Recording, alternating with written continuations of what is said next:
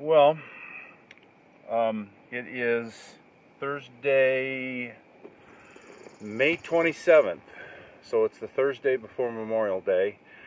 I'm up here at Lotsa People Lakes a little after 8:30 in the morning. I was in here a week and a half ago and had basically a banner day in here, really good day. This is like probably my favorite early season and late season lake. It's early. The trailhead, I was the first one and only one up at the trailhead, so I'm alone for now. I do expect some people in here later this morning. We'll see.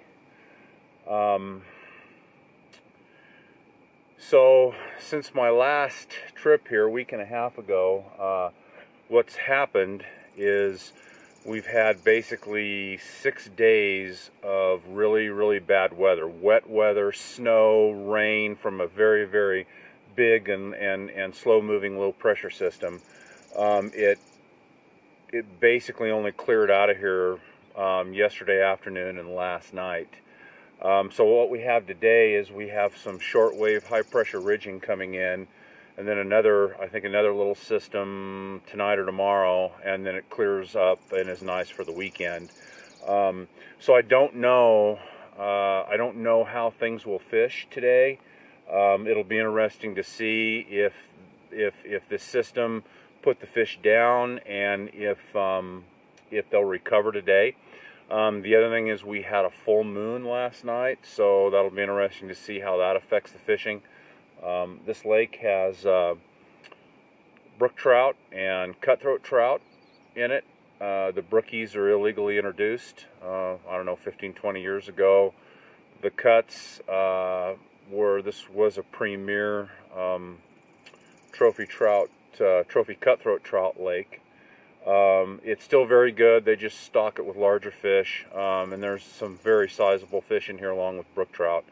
And my last outing here, I caught 2 brookies. The smallest one was like 12 inches, and the bigger one, I don't know, he was probably 16 inches. So I hope that I have as good of a day as I had week and a half ago. We'll see. So one good sign is I'm seeing a few rises. There's one right out here. I am seeing a few rises, so that's good. That's pretty good. The other thing that's kind of interesting that's changed from last time, if you look over here, you'll see 2 buoys out here. Those were not there a week and a half ago. I've never seen them here before. I'm guessing that Fish, Wildlife, and Parks is in here, and maybe they're setting some nets or something. I don't know.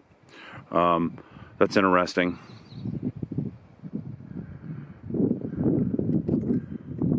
So,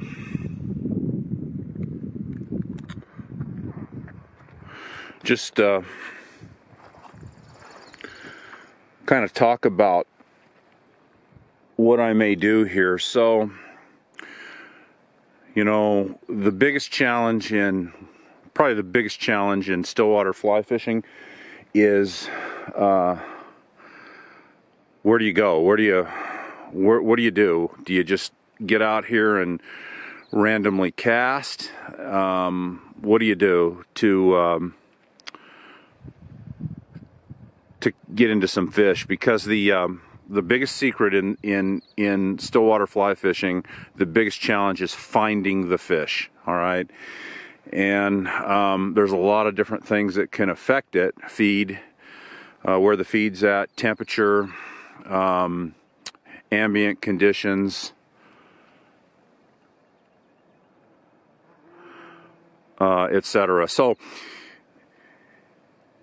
the way this lake is laid out, it has a fairly deep center right out here. It's kind of an oblong center out here. It's probably about 40 feet deep, I'm thinking, maybe a little more.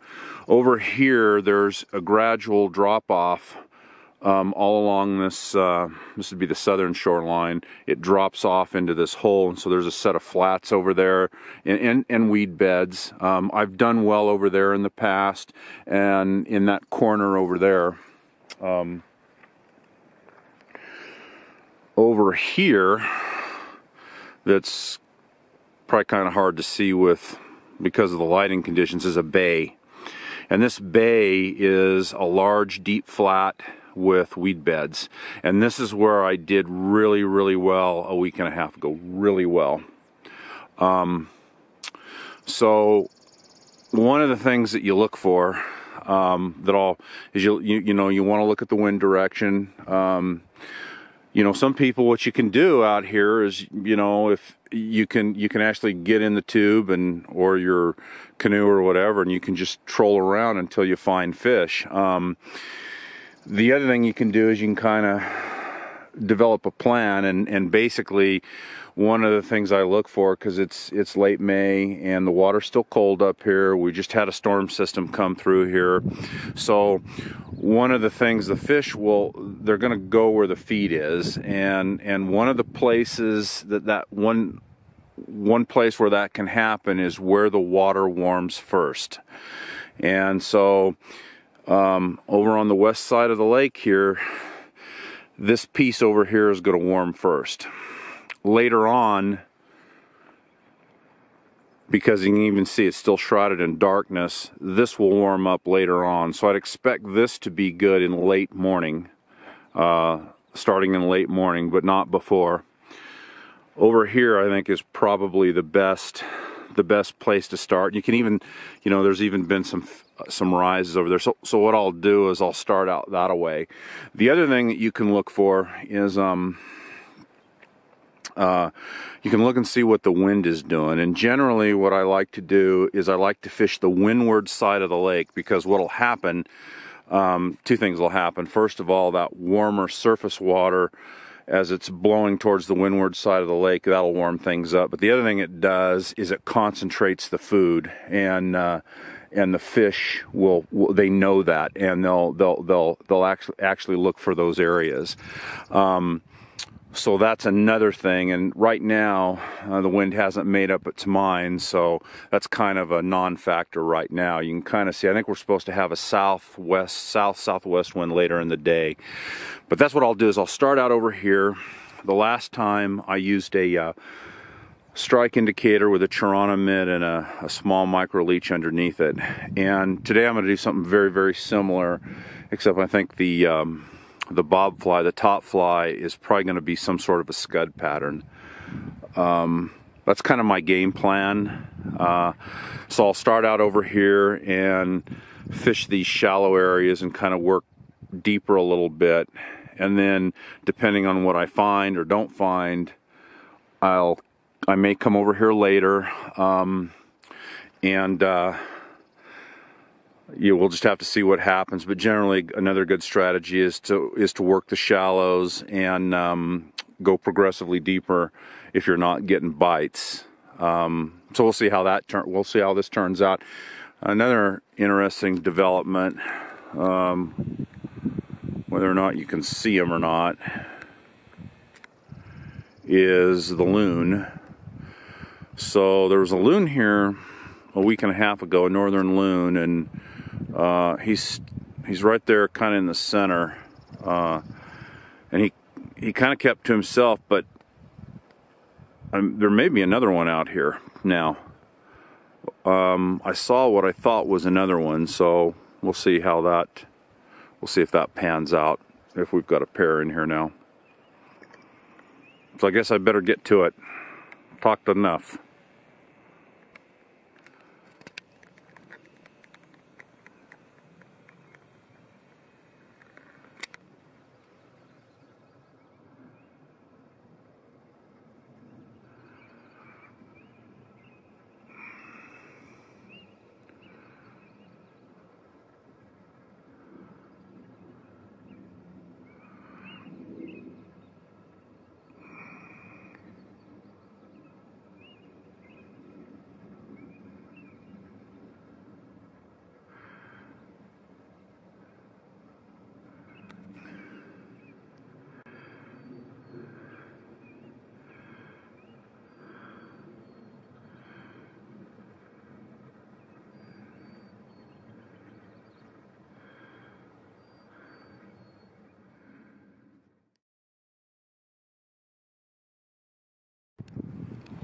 So I'm working these flats and drop-offs off the south shore, I guess that this is. I've caught one.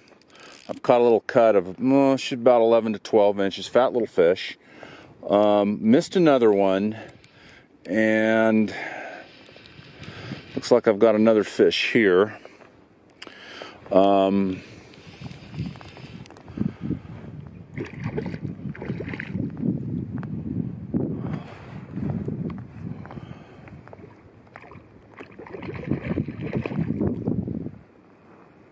This appears to be another cut.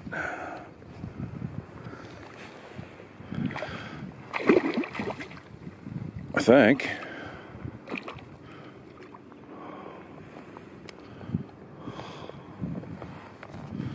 Yep.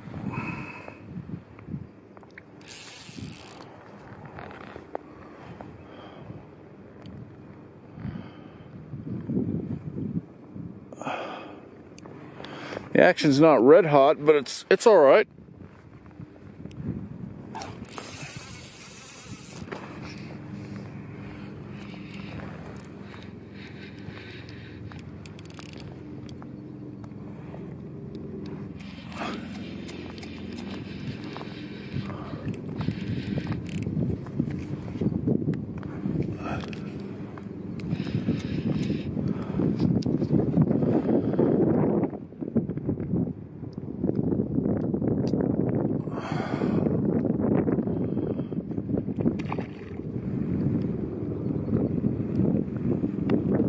Well, he's a nice guy. This is a nice little cut.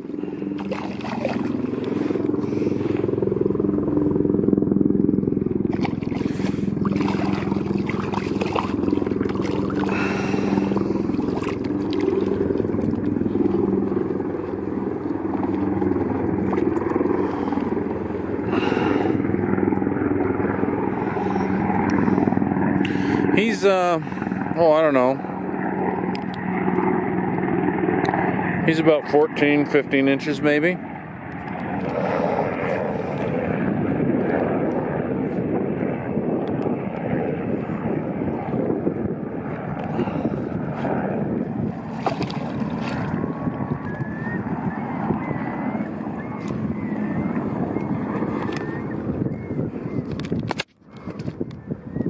He's a nice fish. He's all right. Okay, back you go. Okay, so kind of what I'm doing here is the wind is at my back. It's headed this way. And what I'm trying to do here is I'm casting, quartering with the wind. And what'll happen, you can rotate that, and there's a fish. Well, I was going to show you my technique. But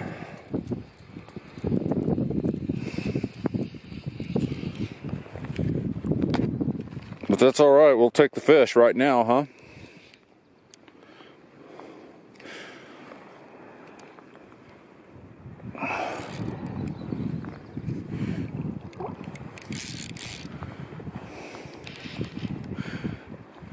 He tried to get me around a weed, so whoa. So I'm in trouble here.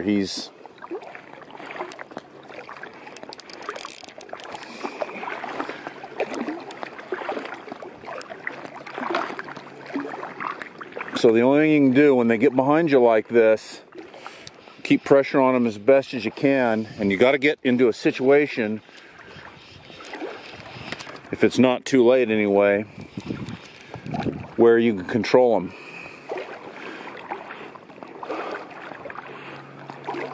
Looks like I still got him. Hopefully. Yep, I do. I gotta get, so what I'm trying to do here is he's off, he's kind of gotten in back of me, and I'm having to kick so that I need to get him in front of me so that I can control him with the rod position. And he wants to go the other way. This is a smart fish.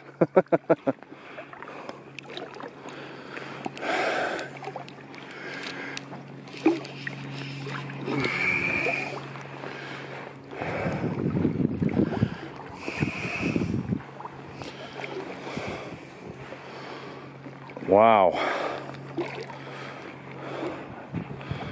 This guy is tough.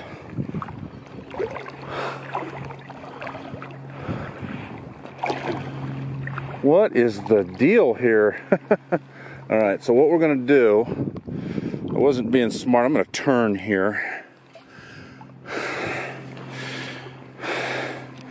And what we'll do is we'll just, there we go. I don't understand. He's wow. This is a strong fish. So what you do in this situation is that's why looks like I hooked him in the back there. So that's why yeah.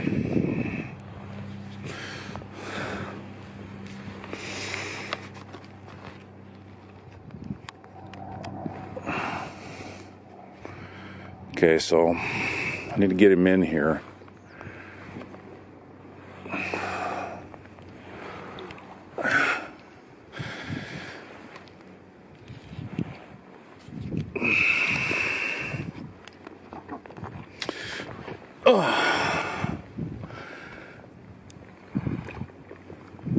Another cut, little cut.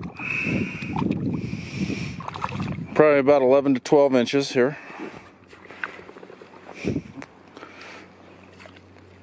Who doesn't want to come to the net? There we go.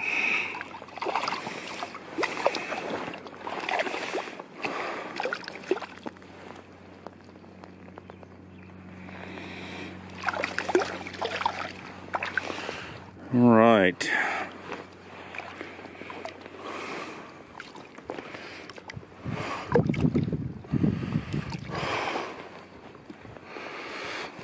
He's about a foot.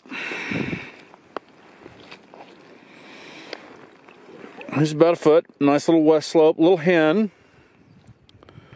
Fat little fish. Back you go.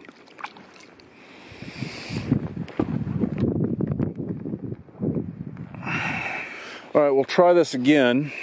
Kind of what I'm doing here is I'm going to cast the flies quartering across, so that the idea is you want the wind to push them. You want the wind to push the line and the strike indicator. So that's what I've done. And the trick here is, one of the trick here is you kind of want to maintain your position in the float tube against the wind. And what'll happen is that the wind will put a bow in the line, and it'll push the flies across, and that's kind of what you want. And it's a good, you're letting the wind drift the flies, and then you just watch the strike indicator, and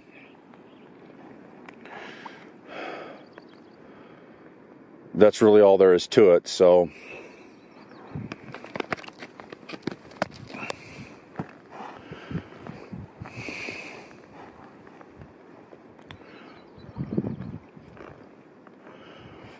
and then when it straightens out, you can just do a slow retrieve.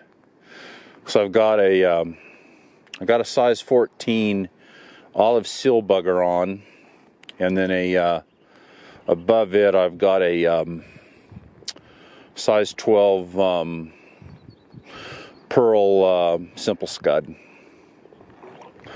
All of my, it looks like the 3 fish I've caught, I guess. 3 fish? Yeah, I've caught 3. All of them have hit the seal bugger.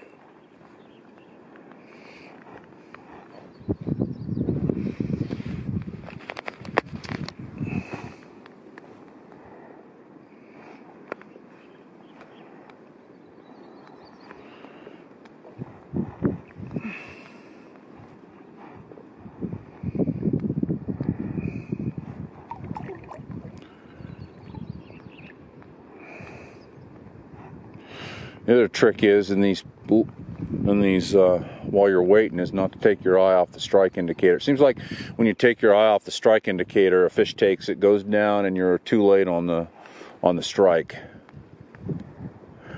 So I'm just letting it. I'm kind of working off these flats a little bit, these weed beds and flats, kind of where it starts to drop off in, I don't know, 8 to 15 feet of water. That's what I'm doing, and I've kind of, looks like for now anyway, I've kind of hit the recipe for it. 3 fish and then another one that I missed. Maybe 2, I guess, that I've missed. Now that the camera's rolling, though, the fish are not going to take. So we'll see.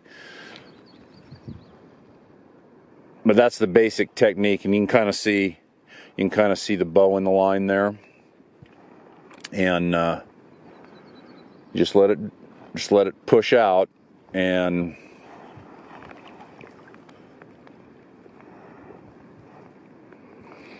of course the wind, one of the things the wind is doing is it's pushing me towards it a little bit, so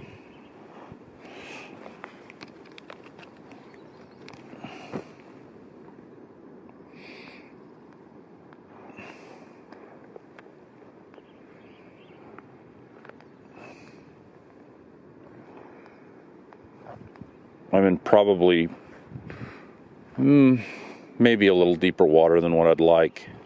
So once it straightens out or nearly straightens out, you just basically do some sort of a retrieve.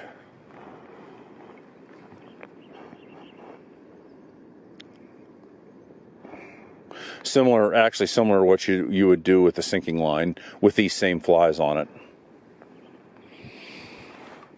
So I'm just going to do a basic retrieve. It's going to be a pull and pause. And so all I do is I just pull, pull, pull, and then a pause, a definite pause. Pull, pull, pull, and then a pause.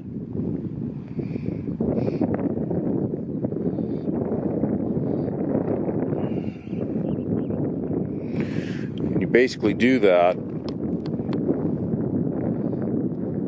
until the fly gets close enough to recast.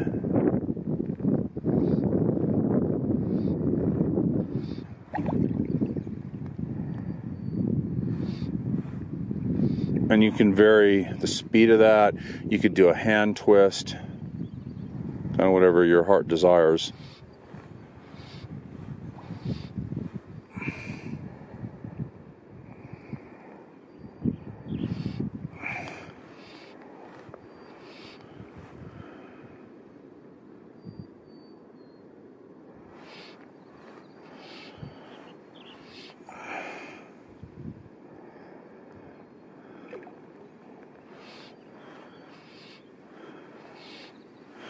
So now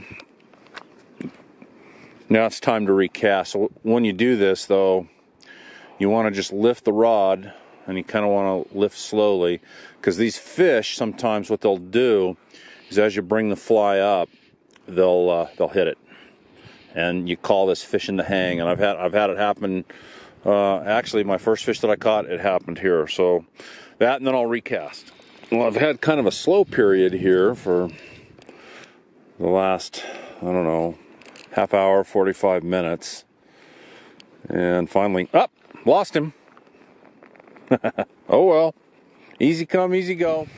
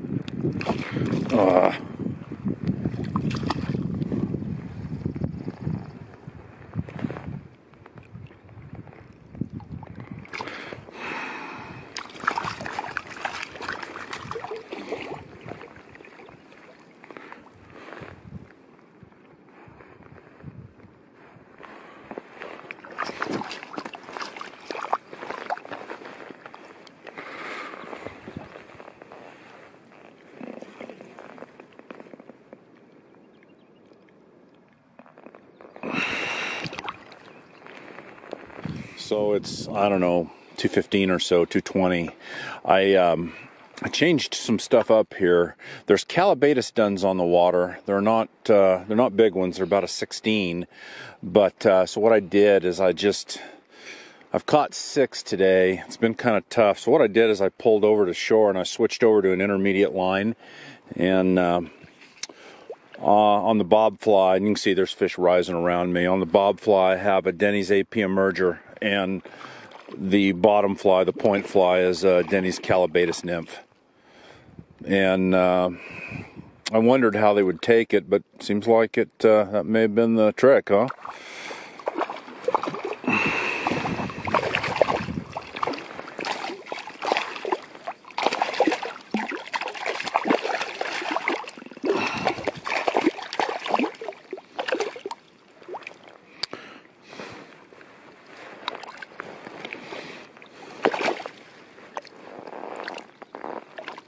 I think it was my second cast here. Come on, bud.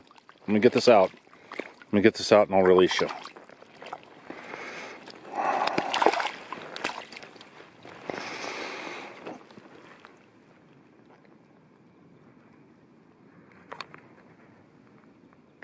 So we took the emerger, the AP emerger, a small little cut, little hen.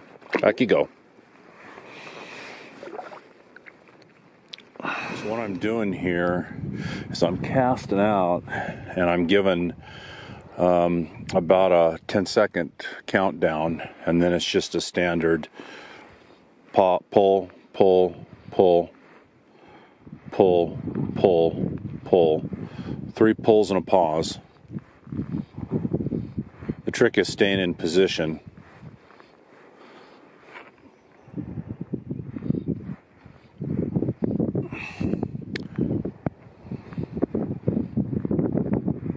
And yeah, there's fish all around me rising.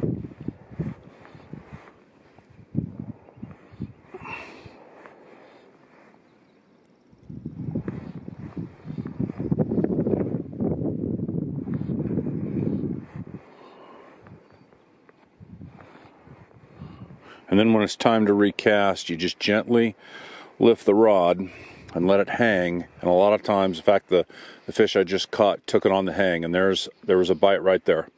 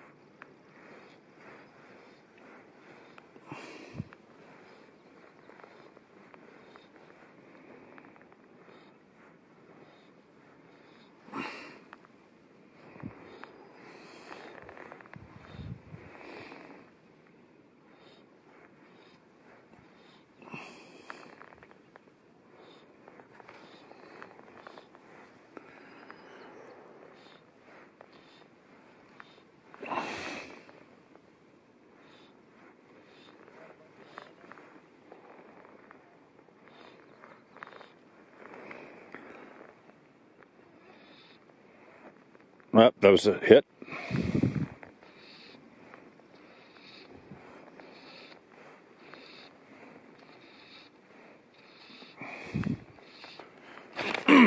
Got him.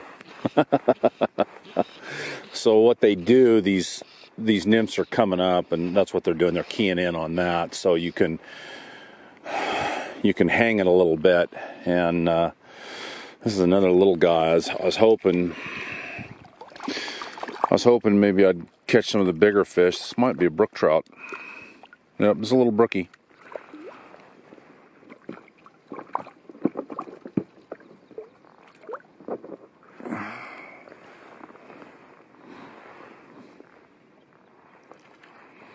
Little brook trout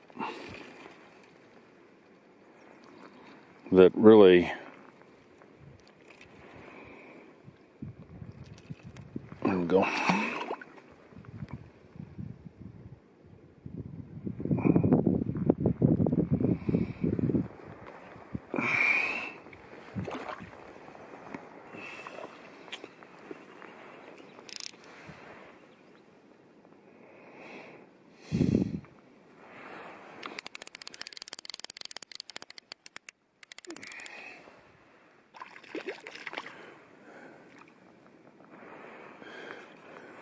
Ugh.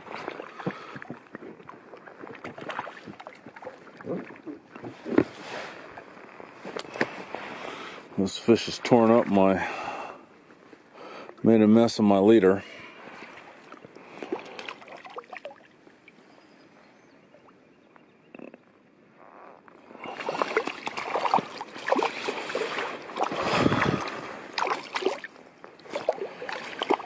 Well, the good news is this is kind of working what I'm doing. The bad news is they're all little fish. Most of them are.